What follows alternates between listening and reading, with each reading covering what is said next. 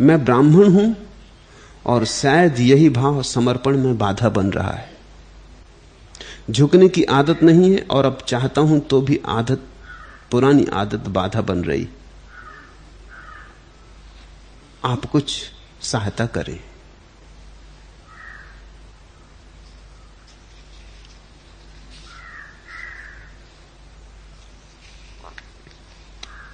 मौत इस बात की चिंता न करेगी कि तुम ब्राह्मण हो कि शूद्र हो, कि हिंदू हो कि मुसलमान हो, कि दरिद्र हो कि धनी हो। मौत इस बात की चिंता न करेगी कि तुम कौन हो। मौत के सामने सब बराबर है। मौत को ध्यान में रखो तो तुम भूल जाओगे कि तुम ब्राह्मण हो। मौत को भूल गए तो ये अकड़ें याद रहती। मौत को याद रखो तो तुम भूल जाओगे कि तुम धनी हो कि गरीब हो। हम मौत को भूल गए तो ये अकड़ें बनी रहती। किसी के मुंह से न निकला यह मेरे दफन के वक्त कि इन पे खाक न डालो, यह है नहाए हुए। नहाए हुओं पर भी खाक पड़ जाती, पड़ती ही है। स्वच्छ से स्वच्छ देह भी कब्र में दबती ही है। ये स्वच्छता और ब्राह्मण और श्रेष्ठता और ऐसा और वैसा, ये सब अहंकार के आयोजन है।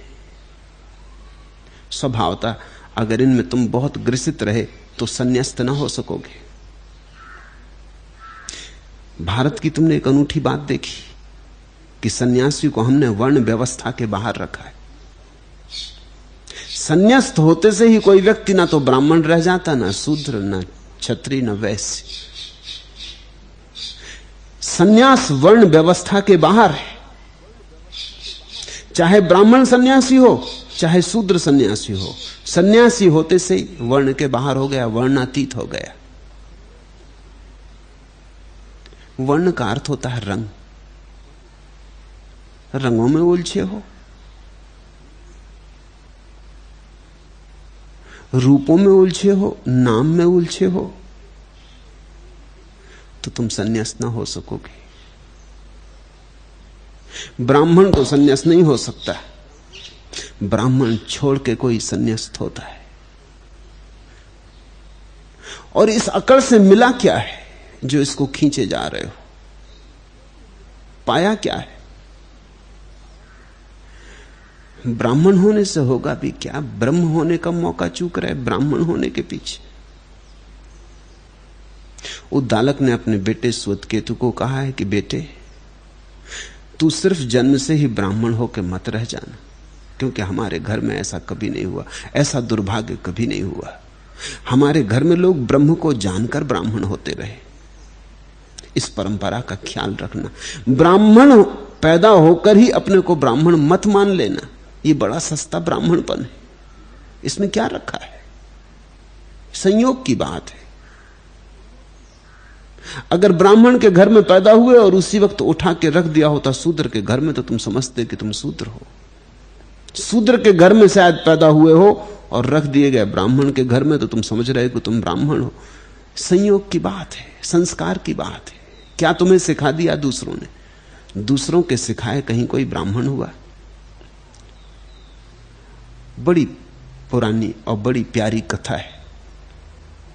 विश्वामित्र अपने को ब्रह्म ऋषि घोषित करना चाहते थे। क्षत्रिय थे, और जब तक वशिष्ठ उन्हें ब्रह्म ऋषि स्वीकार न करें तब तक कोई उनको स्वीकार करने को राजी न था। और वशिष्ठ उन्हें हमेशा राजऋषि कहते थे, कभी ब्रह्म ऋषि नहीं कहते थे। बात बिगड़ती चली गई। फिर तो बात यहां बन गई, थे तो क्षत्रिय और इसीलिए तो वशिष्ठ उनको ब्रह्म ऋषि नहीं कहते थे।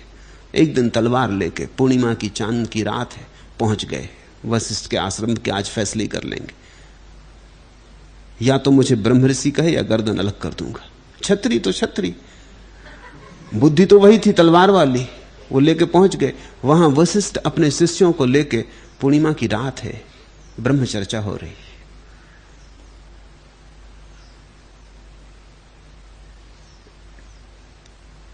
वो छिपे बैठे एक झाड़ी में कि जब मौका मिले तो निकल के इसका फैसला कर दें।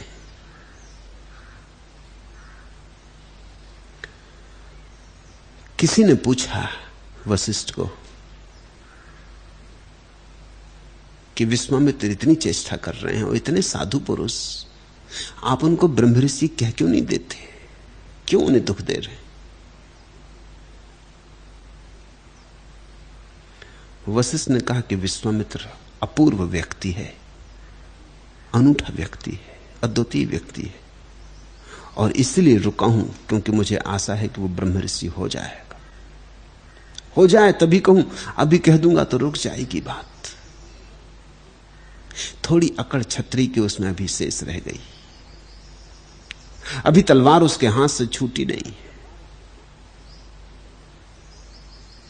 तलवार छूट जाए तो जरूर कहूंगा, है योग्य और होके रहेगा ये भी पक्का है, लेकिन प्रतीक्षा कर रहा हूं ठीक समय की। अभी कह दूंगा तो बात अटक जाएगी, फिर कभी होने का उपाय ना रहेगा। मैं उसका दुश्मन नहीं। ये बात सुनी छिपी हुई झाड़ी में विश्वामित्र ने, भरोसा ना आया कि वशिष्ठ तो मेरे प्रेम में इतनी बात कह रहे हैं। फेंक दी तलवार, वहीं दौड़ के वशिष्ठ के पैर पे गिर पड़े। वशिष्ठ ने उठाया तो कहा, उठो ब्रह्म ऋषि। आंख से आंसू बहने लगे। विश्वामित्र ने कहा, अब आप कहते ब्रह्म ऋषि, अब किस लिए कहते? मत कहें, मैं इस योग्य नहीं हूं, आपको पता नहीं मैं क्या करने आया था। वशिष्ठ ने पूछा, उसकी फिक्र छोड़ो, तुम क्या करने आए थे? तुमने जो किया कि तुम चरण में झुक गए, ये झुक जाने की कला ही तो ब्राह्मण होने की कला है। अब ये बड़ी मुश्किल बात, इसीलिए तो रुका था अब तक कि कब तुम झुको तो कि तुम्हें कह दूं तुम्हारी अकड़ गई, अब छतरी न रहा, अब तुम सच में ब्राह्मण हुए। लेकिन साधारणतः हालत उल्टी है, ब्राह्मण किसी के चरणों में नहीं झुकता।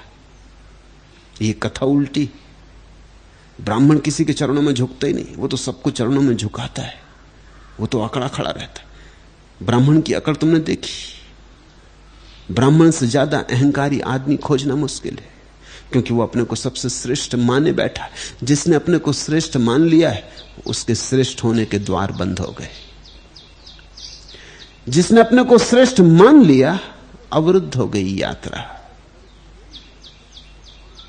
जीसस ने कहा है, धन्य है वे जो अंत में खड़े, क्योंकि वे ही मेरे प्रभु के राज्य में प्रथम हो जाएंगे। जो अंतिम है वे प्रथम हो जाएंगे, और जो प्रथम है वे अंतिम हो जाएंगे। तुम कहते हो मैं ब्राह्मण हूं, अगर तुम सच में ही ब्राह्मण हो, जन्म से ही, जाति से ही नहीं, तब तो कोई हर्जा नहीं। लेकिन तब झुकना तुम्हें बिल्कुल सरल होगा, तब समर्पण तुम्हारा स्वभाव होगा, तब अकड़ तुम में होगी ही नहीं। अगर अकड़ है तो तुम ब्राह्मण नहीं हो, सिर्फ जाति से ब्राह्मण हो। और जाति का ब्राह्मणत्व का क्या मूल्य है? जीवन का ब्राह्मणत्व चाहिए, प्राणों में उठे ऊर्जा।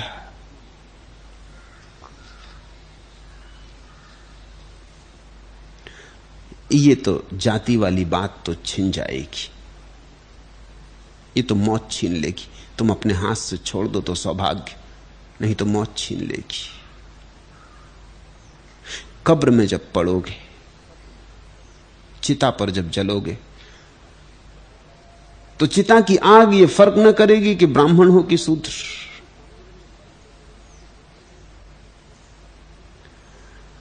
मौत कोई फर्क नहीं करती। मौत तो सिर्फ एक फर्क जानती, अगर तुम सच में ही ब्राह्मण हो गए, ब्रह्म को जान लिया, तो फिर मौत तुम्हारी कभी नहीं होती। शरीर मरता है, मन मरता है, तुम नहीं मरते। तुम भीतर अपने अमृत में स्थिर होते हो। सन्यास का इतना ही अर्थ है, जो मौत करेगी वो तुम स्वेच्छा से कर दो, जो मौत छीन लेगी वो तुम छोड़ दो। सन्यासी प्रतिभाशाली व्यक्ति है, देख लेता कि मौत तो ये करेगी ही, तो छीन झपट से क्या सार, खुद ही दे देते। जो बात जानी ही है उसे छोड़ने का मजा क्यों ना ले लें, जो देनी ही पड़ेगी उसे दान क्यों ना करते। सन्यासी बहुत कुशल है, बोधपूर्वक एक बात को समझ लेता कि जो मौत नहीं छीनेगी वही बचाने योग्य है। इसको तुम सूत्र समझो। हमेशा मौत को कसौटी बना लेना, कस लेना। ये बात मौत छीन लेगी, अगर छीन लेगी तो तुम ही छोड़ दो। अगर मौत इसे नहीं छीनेगी फिर बचाओ, फिर ये बचाने योग्य है। जिसको तुम मौत के पार भी ले जा सकोगे अपने साथ, वही बचाने योग्य है, क्योंकि वही संपदा है। ये ब्राह्मण और शूद्र और हिंदू और मुसलमान और जैन और ईसाई ये मौत के साथ जाने वाले नहीं, ये सब जल के राख हो जाएंगे। ये तुम्हारी खोपड़ी की बीमारियां हैं, ये कोई स्वस्थ होने के लक्षण नहीं है। पुराने शास्त्र एक अद्भुत बात कहते हैं कि पैदा तो सभी शूद्र होते हैं। ये बात मेरी समझ में आती। पैदा तो सभी शूद्र होते हैं, कोई कभी कभार ब्राह्मण बन पाता। ब्राह्मण भी शूद्र ही पैदा होते। पैदा तो सभी शूद्र होते, जन्म से कोई ब्राह्मण होता है, जीवन से कोई ब्राह्मण होता है। सन्यास ब्राह्मण होने का अवसर है, क्योंकि ब्रह्म को जानने का अवसर है। अजीजो सादा ही रहने दो लोह ए तुरबत को, हम ही नहीं तो यह नक्श और निगार क्या होगा।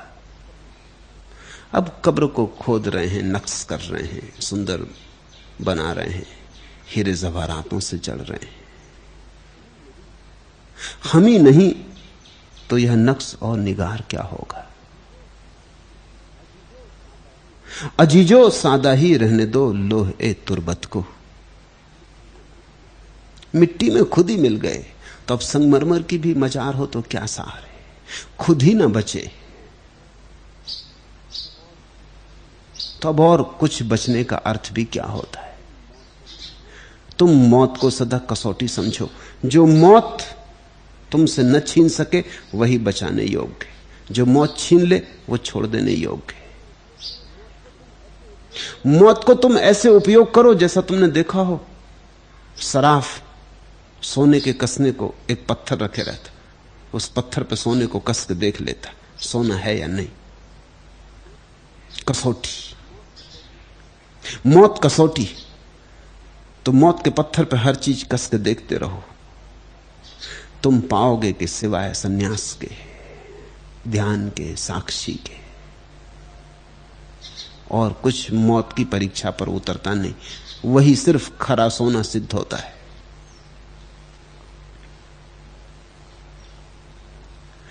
और तब मौत एक नया अनुभव बनती, तब मौत मोक्ष बन जाती।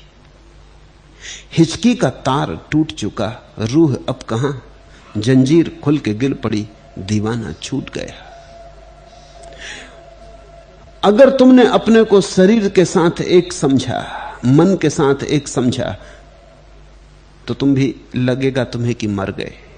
अगर तुमने समझा कि तुम शरीर और मन के पार हो, साक्षी हो, तो तुम पाओगे सांस की जंजीर टूट गई और दीवाना मुक्त हो गया। वो जो भीतर छिपा था वो मौत से नष्ट नहीं हुआ, मुक्त हुआ।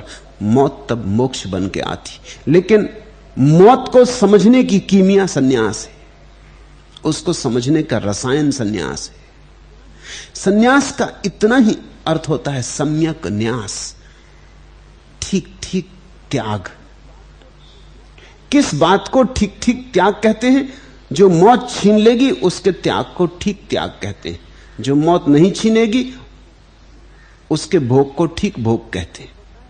सन्यास का अर्थ होता है ठीक ठीक का भोग, ठीक ठीक का त्याग। और मौत कसौटी है।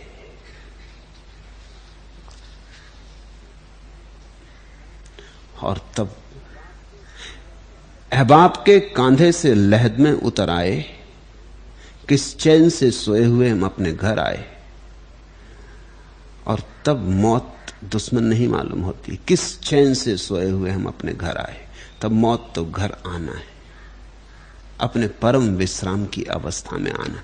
पर उसके पहले सन्यास की अपूर्व घटना से गुजरना जरूरी। सन्यास का अर्थ होता है स्वेच्छा से वर्ण की गई मृत्यु।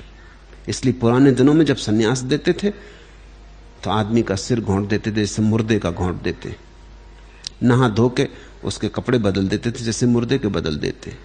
उसका नाम बदल देते थे, क्योंकि वो पुराना आदमी तो मर गया, और प्रतीक रूप में उसे चिता पर चढ़ाते थे, चिता सजा देते थे, उस पर उसे लिटा देते थे, चिता जला देते थे, और उसको घोषणा कर देते थे कि पुराना मर चुका, अब तू नया होकर उठा।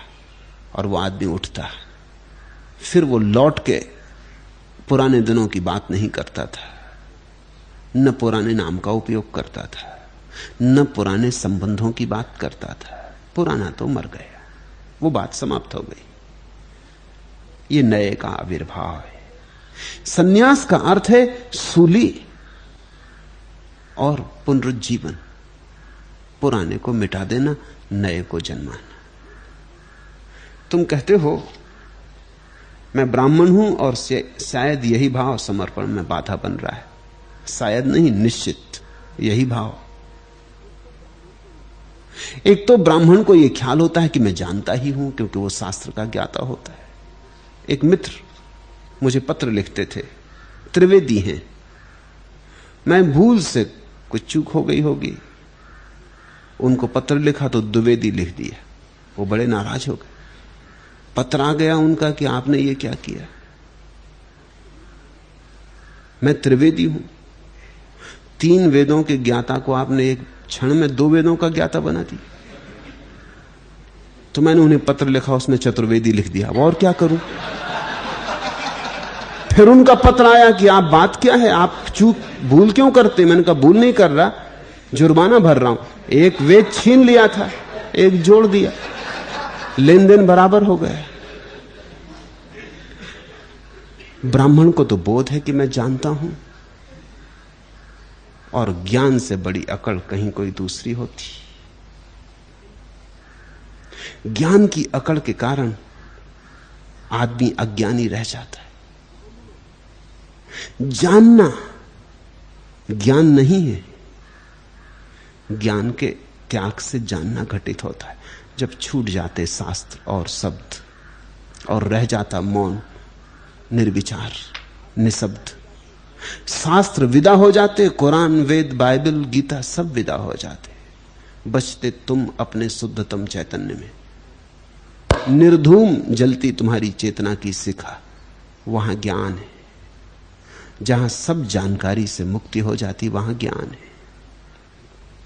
लेकिन तुम अगर वेद कंठस्थ करे बैठे हो तो अड़चन होगी। तुम पहले से ही मान बैठे कि मुझे पता है, बिना जाने मान बैठे कि पता है, तो फिर रुकावट होगी। शायद नहीं, निश्चित इसी के कारण समर्पण में बाधा पड़ रही। मेरे पास जो लोग आते हैं जिनको ज्ञानी होने का दंभ है, उनको सबसे ज्यादा अड़चन होती। पश्चिम का बहुत बड़ा संगीतज्ञ हुआ मोजार्ट, उसके पास कोई संगीत सीखने आता तो वो पहले पूछ लेता, तुम जानते तो नहीं, पहले कुछ सीखा तो नहीं। अगर वो कहता कि पहले सीखा है, काफी सीखा है, तो वो कहता दुगनी फीस लूंगा। और अगर कोई कहता कि मैं बिल्कुल नया हूं, कुछ भी नहीं जानता, तो वो कहता आधी फीस ले लूंगा। लोग सुनते तो चकित होते। सीखने वाला कहता हम सीख के आए हैं, 10 वर्ष का अभ्यास, हमसे फीस कम लो, हमसे ज्यादा लेते हो। मोजार्ट कहता तुम्हारे साथ ज्यादा मेहनत होगी, तुम पहले जो जानते हो वो मुझे मिटाना पड़ेगा। तुम्हारी स्लेट पे काफी लिखा जा चुका है, उसे साफ करना पड़ेगा। वो मेहनत अलग, उस मेहनत का भी फीस लगेगी। और जो कोरा आया है उस पे तो मेहनत नहीं है, उस पे तो सीधा लिखा जा सकता है। अक्सर मेरे अनुभव में आया है, जो लोग कोरे आते वे बड़ी शीघ्रता से गति करते ध्यान में। जो भरे भराए आते उनको बड़ी अड़चन होती। उनके सिद्धांत, उनकी धारणाएं, उनके शास्त्र बीच में खड़े हो जाते। वो मुझे सुनते ही नहीं। मैं कुछ कहता हूं, वो कुछ अर्थ करते, उनके अनुवादों में बड़ी भूल हो जाती। कुछ दिन पहले मैं एक बूढ़े क्रांतिकारी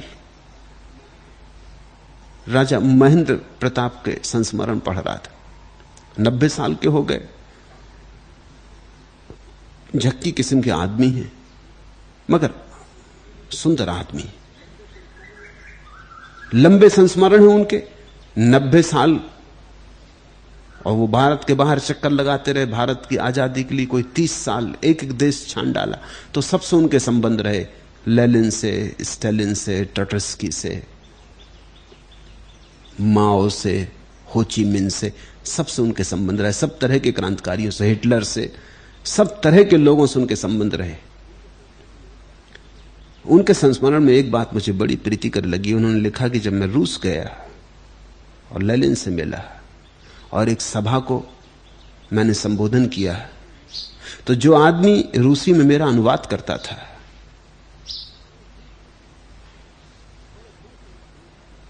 वो बड़े ढंग से अनुवाद कर रहा था और मैं बड़ा चकित हो रहा था कि जहां जहां मैं कहूं कि धर्म के बिना मनुष्य नहीं जी सकता, धर्म मनुष्य के लिए अनिवार्य है, तो लोग खूब ताली बजाएं।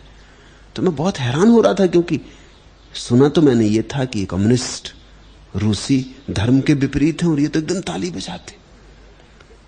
वो बड़े बेचैन हो गए, क्योंकि जब भी वो धर्म का नाम ले एकदम ताली बजे। तो उन्होंने बाद में पूछा उस अनुवादक को कि भाई बात क्या थी। उसने कहा आप पूछते हैं तो बता देता हूं। असल में आज्ञा हमें ऐसी है कि जब भी कोई धर्म शब्द कहे तो उसका अनुवाद हम करते हैं कम्युनिज्म। अनुवाद कम्युनिज्म करते हैं, तुम धर्म कहो इससे कुछ फर्क नहीं पड़ता। अनुवाद में तो हम कहते हैं कम्युनिज्म। तो जब तुमने कहा कि धर्म मनुष्य की अनिवार्यता है, तो हमने कहा कम्युनिज्म मनुष्य की अनिवार्यता। लोगों ने ताली बजाई। और फिर है भी ठीक यही हमारा अनुवाद, क्योंकि हमारा तो धर्म कम्युनिज्म ही है। तो और मैंने कोई फर्क नहीं किया आपके व्याख्यान में, और सब मैंने वैसे ही का वैसा रखा। सिर्फ धर्म शब्द को जब आपने कहा तब मैंने कम्युनिज्म कर दिया। इतना आप क्षमा करना, इतनी मजबूरी है, इतनी हमें आज्ञा है कि ऐसे ही करना। मगर ये तो सब बात गड़बड़ हो गई। तुम्हारा मन जब अनुवाद करता हो, अनुवाद तुम करते हो जब मुझे सुन रहे हो, तो तुम पूरे वक्त अनुवाद कर रहे हो, तुम सीधा थोड़ी सुन रहे हो। बीच में तुम्हारा मन बैठा, वो अनुवाद करता जाता कि देखो ये कहा, अच्छा तो ठीक, ये वेद में लिखा कि नहीं लिखा, लिखा है तो ठीक, नहीं लिखा तो ठीक नहीं। तो अपने कुरान से मेल खाता है तो ठीक, नहीं खाता तो बात गलत। कुरान तो गलत हो ही नहीं सकती। तुम्हें कुरान का भी पता नहीं है कि कुरान क्या है। जैसा तुम कुरान को मानते हो वैसी कुरान गलत तो हो ही नहीं सकती। तुम कहीं गलत हो सकते हो। अहंकार पकड़ के बैठा है कि मैं ठीक हूं, मैं तो ठीक हूं ही। अब अगर तुमसे मेरी बात मेल खा जाती तो तुम सिर हिलाते हो, तुम कहते हो बिल्कुल ठीक। मगर तुम मेरी बात के लिए सिर नहीं हिला रहे हो। तुम ये कह रहे हो कि आप ठीक ही कह रहे होगे, क्योंकि ठीक वही कह रहे हो जो मैं कहता हूं। ठीक मुझसे मेल खा रही। फर्क समझना। रस्किन ने कहा है दुनिया में दो तरह के लोग हैं। एक वे जो सत्य के साथ खड़े होने को तैयार हैं, दूसरे वे जो सदा सत्य को अपने साथ खड़ा कर लेते। पहले लोग ही सत्य को खोज पाते हैं, दूसरे लोग कभी नहीं। सत्य को तुम अपने साथ खड़ा मत करना, क्योंकि अगर सत्य तुम्हें पता ही होता तब तो खोजने की कोई जरूरत ही ना थी। सत्य तुम्हें पता नहीं है, इसलिए तो खोज। तो जहां सत्य हो वहां तुम जाना। अगर तुम्हें मेरी बात सुननी है तो तुम्हें अपने मन को एक तरफ रख के सुनना होगा। स्वभावतः ब्राह्मण के पास काफी बड़ा मन, शूद्र से ज्यादा बड़ा मन। शूद्र का मन तो ब्राह्मण ने बनने नहीं दिया, उसको वेद पढ़ने नहीं दिया, रामायण पढ़ने नहीं दी, गीता पढ़ने नहीं दी, उसको वंचित कर दिया। तो शूद्र का तो मन बनने ही नहीं दिया। ब्राह्मण के पास बड़ा मन। ब्रह्म तो बिल्कुल नहीं, मन बहुत बड़ा, और वो बहुत बड़ा मन ही बाधा। निश्चित ही ब्राह्मण होना बाधा बन रहा होगा, लेकिन जरूरी नहीं है कि तुम उसको बाधा बनाओ। जो बाधा है उसको तुम सीढ़ी भी बना सकते हो। राह पर एक बड़ा पत्थर पड़ा है, उसको तुम रुकावट भी समझ सकते हो और रुक जाओ, ठहर जाओ कि अब कहां जाएं, पत्थर आ गया। और तुम पत्थर पे चढ़ भी सकते हो। चढ़ जाओ तो शायद तुम्हें और दूर के दृश्य दिखाई पड़ने लगे। तुम पर निर्भर है। पत्थर सीढ़ियां बन सकते हैं, सीढ़ियां पत्थर बन सकती हैं। अवरोध सहयोगी हो सकते हैं, सहयोग अवरोध हो सकते हैं। मैं तुमसे कहूंगा, ब्राह्मण घर में पैदा हुए हो, इस अवरोध को भी, इस बाधा को भी सीढ़ी बना लो। अब तुम्हारे सामने एक चुनौती है कि ब्राह्मण घर में तो पैदा हो ही गए, अब वस्तुतः ब्राह्मण हो जाओ। अभी जो जाति से है, संस्कार से है, उसे जीवंत अनुभव क्यों ना बना लो। एक सौभाग्य है तुम्हारा कि तुम ब्राह्मण हो। अब इस सौभाग्य को और महासौभाग्य में क्यों ना परिणित कर लो। बाधा क्यों बनाते हो? सीढ़ी बनाओ। हर चीज को सीढ़ी बनाया जा सकता है। हर चीज को सीढ़ी बनाया जा सकता है। जहर अमृत हो जाता है, समझदार का हाथ होना चाहिए, नहीं तो अमृत भी जहर हो जाता है। देखते हैं चिकित्सक जहर को भी औषधि बना लेता है। तो ब्राह्मण होना तो कुछ बुराई नहीं, सौभाग्य है, धन्यभागी। अच्छे घर में पैदा हुए, जहां हवा थी, ईश्वर की चर्चा थी, शब्द में ही सही लेकिन ईश्वर की कुछ भनक तो थी, दूर की ही आवाज सही लेकिन थी तो आवाज ईश्वर की ही। जहां ऋषियों के वेद और उपनिषदों का गुंजार था, बहुत पुराना हो गया, बहुत पुराना हो गया, बहुत धूल जम गई, लेकिन फिर भी पीछे तो सत्य छिपा ही पड़ा है। अंगार कितना ही दब गया हो राख में, बुझ तो नहीं गया है। राख की ही पूजा चल रही हो, फिर भी अगर थोड़ा राख को हटाओगे तो अंगार मिल जाएगा। सौभाग्य समझो इसे। मैं जब तुमसे कह रहा हूं कि सौभाग्य समझो तो मेरी बात को गलत मत समझ लेना। ये मत समझ लेना कि मैं ये कह रहा हूं कि जो शूद्र के घर में पैदा हुआ उसका सौभाग्य नहीं। उससे भी मैं कहता हूं तेरा भी सौभाग्य। तेरा सौभाग्य ये कि बचा उपद्रव से पंडितों के, कि बचा जाल से सिद्धांतों शास्त्रों के। कोरा का कोरा है, तेरा बड़ा सौभाग्य, तू इसका फायदा उठा ले। जब मैं कह रहा हूं सौभाग्य तो मैं तुलनात्मक रूप से नहीं कह रहा हूं, मैं तो हर एक आदमी को सौभाग्यशाली मानता हूं, जो जहां है, जैसा है। किसी ने गाली दी तो सौभाग्य, क्योंकि उसने एक अवसर दिया। अगर तुम क्रोध ना करो तो तुम्हारे जीवन में बड़ी गरिमा आ जाए। जिसने स्वागत किया तुम्हारा, स्वागत हुआ तो सौभाग्य, क्योंकि स्वागत में अगर तुम अहंकारी ना बनो तो तुम्हारे जीवन में वास्तविक गौरव का जन्म हो जाए। तिब्बत में एक बहुत अद्भुत संत अतिसा के सूत्र हैं। उसमें एक सूत्र है कि हर जहर को अमृत बनाया जा सकता है और हर बुराई, हर कांटा फूल बन सकती, दृष्टि पर निर्भर है। तो ब्राह्मण होना कुछ ऐसा बुरा तो नहीं। इसे उलझन मत खड़ी करो। लिखते हो कि झुकने की आदत नहीं है, और अब चाहता हूं कि जो भी आदत बाधा बन रही है, इससे कैसे छुटकारा हो, आप कुछ प्रकाश डालें। झुकने की आदत नहीं है तो धीरे धीरे झुकना शुरू करो। तैरने की आदत नहीं तो आदमी क्या करता है? धीरे धीरे तैरना शुरू करता है। पहले उथले पानी में तैरता, फिर थोड़े और गहरे में जाता, फिर और थोड़े गहरे में जाता, फिर अतल में चला जाता, फिर कोई डर नहीं, फिर कितनी ही गहराई हो। आदत नहीं है झुकने की तो धीरे धीरे अभ्यास करो। जहां से बन सके वहां से झुको। इस देश में हमने ऐसी व्यवस्था की थी कि झुकने की आदत बनी रहे, तो कुछ हमने नियम बना दिए थे। हर बेटा बाप के चरण छुए, वो झुकने की आदत थी। हर बाप चरण छूने योग्य होता नहीं, वो तो सिर्फ उथले पानी में अभ्यास करवा रहे कि चल कुछ नहीं बनता, इतना तो बन सकता है, यही कर। हर बेटा मां के चरण छुए, गुरु के चरण छुए। जो औपचारिक गुरु हैं उनके भी चरण छुए। गणित जिनने सिखाया, भूगोल सिखाई, उनके भी चरण छुए। कोई मतलब नहीं है इसमें, लेकिन मतलब है। मतलब इतना ही है कि तो अभ्यास बना रहे।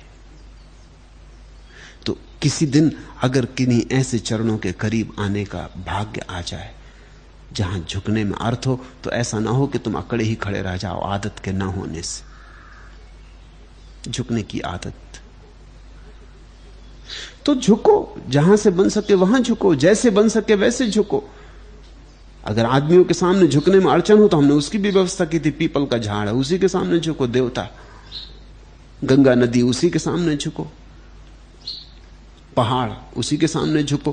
कहीं भी झुको, अभ्यास करो, तुम्हारी रीढ़ थोड़ा झुकना सीख जाए।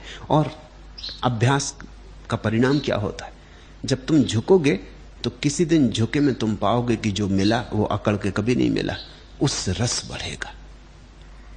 कभी तुम देखो, जाके किसी वृक्ष के पास ही झुक के सिर रख के बैठ जाओ, तुम बड़े हैरान हो जाओगे, अपूर्व शांति का अनुभव होगा। जितने अकड़े हो उतनी अशांति है, उसी अनुपात में अशांति है। जितने झुकोगे उतने शांति का अनुभव होगा। किसी के चरणों में कभी सिर रख के देखा?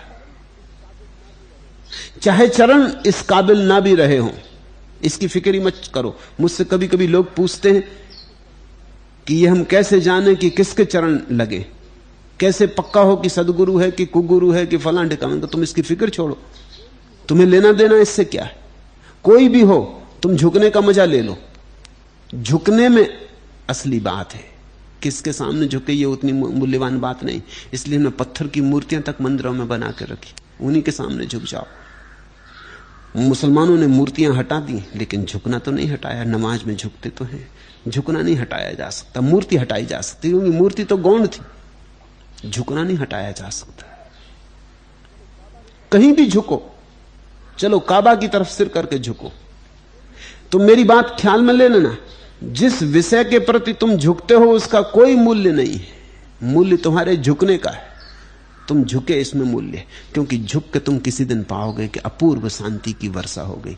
तुम झुके थे और कुछ बह गया, कुछ रसधार आ गई, कुछ उमंग, जिससे मन हल्का हो गया, निर्बोझ हो गया। फिर तुम और झुकोगे, फिर तो झुकने का स्वाद लग जाएगा। फिर तो तुम जब खड़े हो तब भी भीतर तुम झुके ही रहोगे। तुम्हारा झुकना तब सहज स्वभाव हो जाएगा।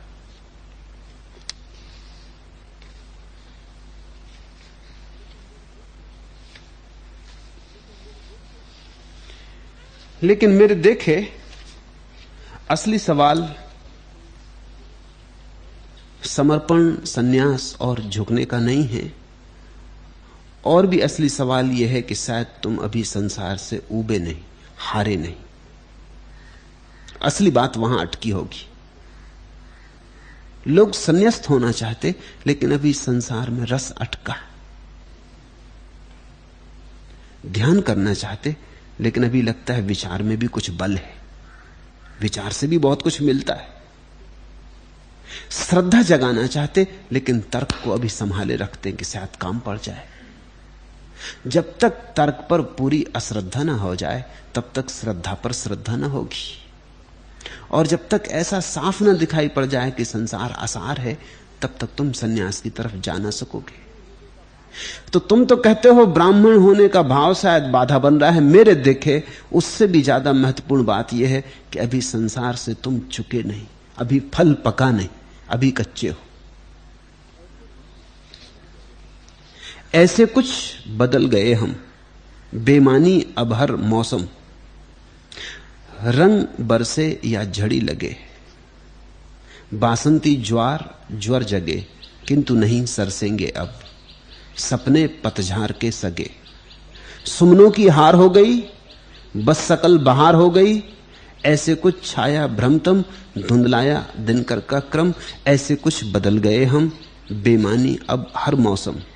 मन जब उन्मन बेहाल हो, कैसे जीवन निहाल हो, सांसों का काफिला लुटा, क्या अबीर क्या गुलाल हो। टेसू के फूल जल रहे, आग में पलास ढल रहे, ऐसे कुछ आंख हुई नम, दृष्टि दृष्टि लगती पूर्णम। ऐसे कुछ बदल गए हम, बेमानी अब हर मौसम। फागुनी धमार क्या करे, गूंजता खुमार क्या करे, तार तार अश्रु से कसा, तान बेसुमार क्या करे। मीलों में भरा क्लेश है, केवल अवरोह शेष है। ऐसे कुछ राग गए थम, मौन हुआ असमय सरगम। ऐसे कुछ बदल गए हम, बेमानी अब हर मौसम। असली बात है कि तुम्हें दिखाई पड़ जाए कि जीवन के सब मौसम अर्थहीन, व्यर्थ। तब सन्यास सहज ही घटित होता है, तब उपाय नहीं करना पड़ता, तब झगड़ना नहीं पड़ता, संघर्ष नहीं करना पड़ता, तब समर्पण अनायास आता है। और जो अनायास आ जाए वही सुंदर है, जो चेष्टा से लाया जाए वह सुंदर नहीं है। तो मैं तुमसे कहूंगा, जल्दी ना करो, चेष्टा ना करो, लोभ ना करो। अभी संसार में शायद थोड़ा राग रंग बाकी है, उसे भी देख लो और उसमें उतर जाओ, और थोड़े दिन सही। समय बहुत पड़ा है। इस देश में हमने समय की कमी नहीं मानी। पश्चिम में समय कम है क्योंकि एक ही जीवन है, जन्म मृत्यु, 70 साल, सब समाप्त, फिर कुछ नहीं। कर लो तो कर लो, गए तो गए। इस देश में इतनी कंजूसी नहीं, हमने खूब लंबा समय माना है, जन्म जन्म, अनंत काल तक। कोई जल्दी नहीं है। इसलिए तो हड़बड़ाहट नहीं है पूरब में, इसलिए तो घड़ी पे इतना आग्रह नहीं है। घड़ी पूरब में पैदा ही नहीं हो सकती थी, वो पश्चिम की पैदाइश है। घड़ी को पैदा करने के लिए ईसाई चाहिए, हिंदू पैदा नहीं कर सकते घड़ी। इसलिए हिंदू का कोई भरोसा नहीं, कहता आ जाएंगे 5 बजे, पता नहीं आए ना आए, 5 बजे आए कि 7 बजे आए, कि कल आए कि आज आए कि परसों आए, कुछ पक्का नहीं। और तुम जब ये मत समझना कि वो तुम्हें धोखा देता, उससे समय का बोध नहीं, उसकी धारा नहीं समय की। वो कहता क्या फर्क पड़ता।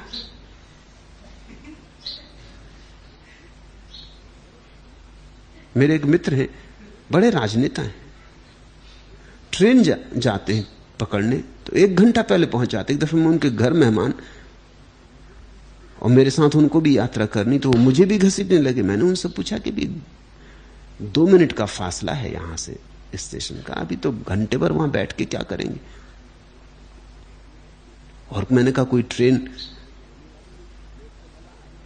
पहले तो आने वाली नहीं, देर से भला आए। मगर वो बोले कि नहीं, मेरी तो आदत ही यही है, इसमें निश्चिंता रहती। मालूम है कि ट्रेन 3 बजे आएगी, वो 2 बजे मुझे जाके स्टेशन पे बिठा दिए, बैठे। मगर अब वो प्रसन्न है। उनके घर में एक दफा मेहमान था, रात कोई मुझे 4 बजे सुबह ट्रेन पकड़नी थी, तो उन्होंने अपने ड्राइवर को कह दिया कि तू यहीं सो जाना, अपने तांगे वाले को कह दिया कि तू भी यहीं सो जाना, और पड़ोस के एक रिक्शे वाले को भी बुलवा के कह दिया, और अपने एक आदमी को भी कह दिया अगर कोई ना आए तो तू सामान लेके स्टेशन पहुंचा देना, चाहे पैदल ही जाना पड़े, क्योंकि उनको जाना जरूरी। मैंने उनसे पूछा कि मैं अकेला आदमी हूं, 4 इंतजाम। उन्होंने कहा 4 में से भी एक भी आ जाए मौके पे तो बहुत। किसी का कोई पक्का भरोसा थोड़ी है। यहां 4 इंतजाम करो तो शायद एक, वो भी शायद, और यही हुआ, एक भी नहीं हुआ। जब 4 बजे मैं उठा तो कोई नहीं, उनको जाके मैंने उठाया, तब वो भागे दौड़ धाप की। ड्राइवर शराब पी गया, वो आया ही नहीं।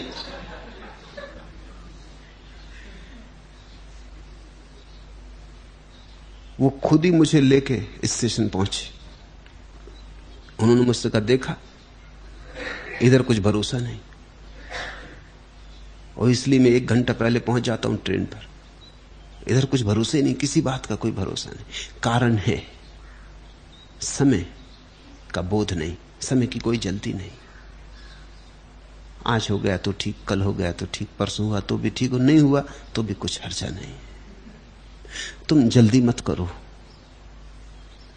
तुम जीवन में जहां हो उसे ठीक से समझ लो, जी लो। उसका स्वाद कड़वा है, देर अबेर समझ में आ जाएगा। जिस दिन जीवन पर तुम्हारी पकड़ छूटेगी उस दिन सन्यास का जन्म होता है। फिर मैं तुम्हें जीवन से छोड़ के भाग जाने को तो कहता नहीं, सन्यास के बाद भी नहीं कहता। क्रांति तो अंतर में है, भीतर की है। रहोगे वहीं जहां हो, और ढंग से रहोगे, बोधपूर्वक रहोगे, जाग कर रहोगे। लेकिन जल्दी मत करो। अगर कहीं कुछ थोड़ा बहुत रस उलझा रह गया है, उसका भी निपटारा कर लो, उसका भी चुकतारा कर लो।